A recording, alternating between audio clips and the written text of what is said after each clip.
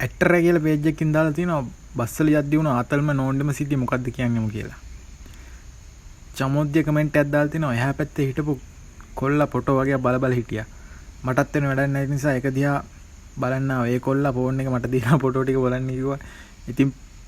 ඉතින් ෆෝන් එක අතටම අරන් බැලුවා. ඌ මට සේරම විස්තර කිව්වා. ඕකේ. ඩබල් AT එක්සෑම් ලියන්න මාතර ගියා. මායි මගේ හොඳම යාළුවයි තනියම ගියේ. අපේ ආච්චිලායි ගෙදර නැවතලා ඉඳන් ගියේ.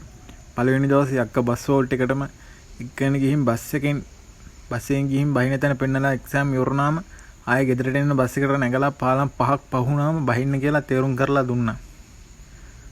අපි දෙන්න ඊළඟ දවසේ තනියම ගිහින් තව ළමයි බහින්න ඉන්න නිසා ෂේප් එකේ එතනින් බැස්සා. හැබැයි එද්දි වැඩේ දෙල්ලුණා. ක්ලාස් ටයිම් නිසා බස් එකේ පට්ට සෙනග හිටගෙන ඉන්න උනා. ඒක නිසා පාලම් ටික පුරා කරන්න බැරි වුණා. තුන්වෙනි පාලම ළඟින් බෑලා රෑ 7 වෙනකන් දෙන්න එකපාරේ ආවිදන් ගියා.